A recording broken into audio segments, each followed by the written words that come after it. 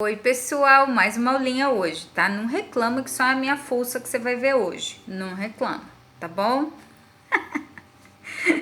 Bora pra história?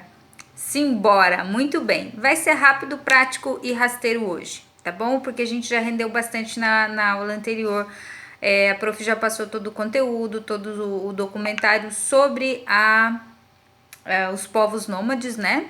Caçadores e coletores. Você já conheceu os exemplos, né? Do povo Hadza, inclusive você assistiu um documentário muito legal, que eu não sei por que Cargas d'Água para mim aqui aparece em língua portuguesa, para você aparece lá em inglês, mas pelo menos visualmente você conseguiu entender como que funciona a vida deles ali, né? Tá. E hoje nós vamos entender um pouquinho por que que os povos desde a antiguidade até os dias de hoje são chamados de nômade, tá? Que é o que tá ali na página 74 de história, tá bom? Olha lá. Acompanha a leitura comigo, tá? Eu sei que você já fez a tua leitura, mas eu quero retomar com você algumas questões que são básicas e importantes aqui, tá? Ó, outros nomes em outros povos nômades em diferentes países da África, Somália, Quênia, Níger, Etiópia e Sudão, também criam rebanhos em forma de sobrevivência. Esses que criam rebanhos são nômades ou seminômades? Certo? Seminômades, a exemplo do que nós aprendemos ali na página 70 com o nosso pastorzão Abraão, ó, até rimou. Deixa eu ajeitar a cabeleira aqui que a coisa tá complicada, né? Que vida. Muito bem, vamos lá então. Eles andam pelas terras acompanhando períodos de chuva nas diferentes regiões do país e o gado é sua principal fonte de alimentação e renda. Então, o que acontece? Esses pastores seminômades, eles vão acompanhando o ciclo das chuvas. E eles vão acompanhando o período, as estações, e conforme o crescimento da seca em alguns lugares, eles vão para outros lugares junto com o seu rebanho, junto com as suas famílias, com as suas tribos, né? E vão para lugares onde há pasto para esse gado, tá? Então, o que acontece? Eles acompanham, como disse ali o texto, eles acompanham o período das chuvas em diferentes regiões dos países onde eles estão, que não é só um país onde tem pastores seminômades, tá bom? E aí, como você já leu este texto aqui que tá aqui embaixo, o que acontece? O que foi constatado? Que os ciclos das chuvas estão cada vez mais fortes, mais recorrentes. Tá tendo mais chuva ou tá tendo menos chuva? Se você não leu o texto, você não sabe, mas se você leu o texto, você sabe, tá? Se você lê o texto, você tá vendo que as secas têm sido mais frequentes porque os ciclos das chuvas têm sido ainda menores ao longo do tempo. Isso por conta de uma situação chamada aquecimento global, que está lá na página 74 do livro de vocês, tá? O aquecimento global, então, são mudanças climáticas que têm acontecido ao longo dos nossos anos. É um superaquecimento da Terra, tá?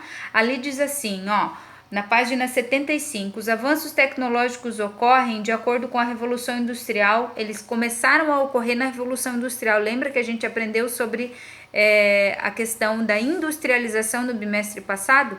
Então, com essa industrialização, com o crescimento das indústrias, iniciou-se um processo de superaquecimento da Terra, por isso que é aquecimento global, é um aquecimento mundial, tá?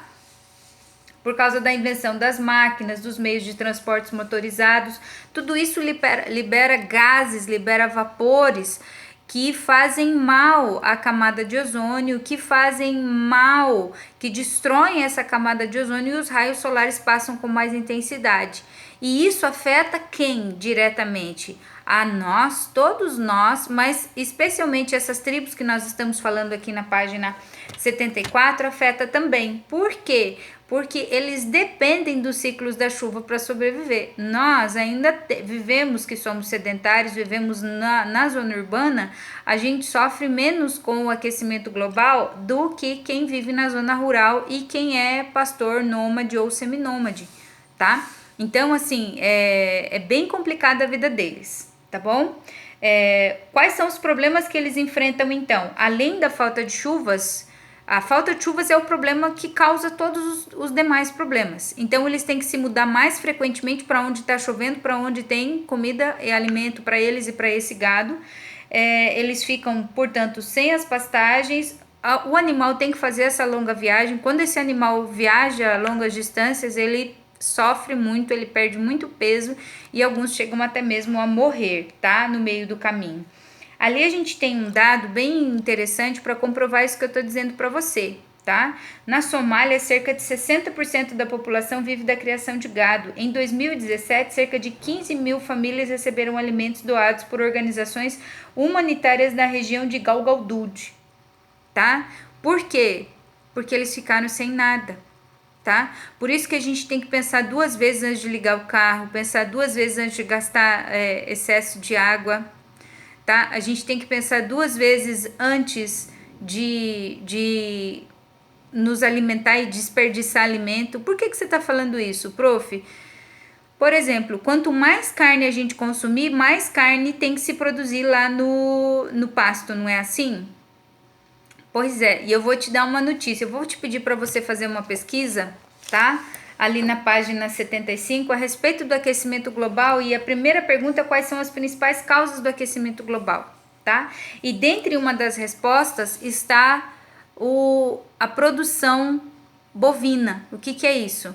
Os grandes fazendeiros, os pecuaristas, eles criam gado em larga escala. E esse animal, esse boi, ele solta gases. O popular pum. E esse pum libera um gás de CO2 que em excesso contribui para destruir a camada de ozônio e polui, né? Destrói a camada de ozônio e daí o raio solar vem com ainda mais força, tá? Então é engraçado, mas é uma informação que você mesmo pode comprovar. Então, prof, eu vou parar de comer carne por causa disso? Não é isso que a prof está orientando. A prof está orientando que a gente precisa ser consciente em relação àquilo que a gente consome. Tem gente que joga fora alimento, tem gente que serve mais do que deveria no restaurante e aquela comida acaba sendo jogada fora. E aí o que acontece? Tem que produzir mais. Para produzir mais, é mais coisa na indústria, é mais gado no pasto e aí, consequentemente, a gente que está cooperando para que esse aquecimento global aconteça. Então, a gente tem que ter essa consciência, por isso que eu vou pedir para você fazer essa pesquisa aqui, tá? E a segunda questão, a primeira questão é a questão 10, que eu já expliquei, e a segunda é a questão 11. Quais são os principais efeitos do aquecimento global e como afetam a vida dos nômades, que nós já estudamos, que eu já dei um monte de dica agora, e dos habitantes das cidades, que somos nós, que também já falei e que já dei dica. Teve dúvida? Volta no meu vídeo ou liga para mim, tá? Aí a gente vai conversar sobre isso, tá bom? Só isso na aula de hoje, bem rapidinho, bem tranquilo, tá bom? Espero que você esteja feliz, que tem pouquinho, né? Mas não acostuma, não vai ser sempre assim, tá bom? É que hoje é quinta, tá? Tô te dando uma chance, tá bom?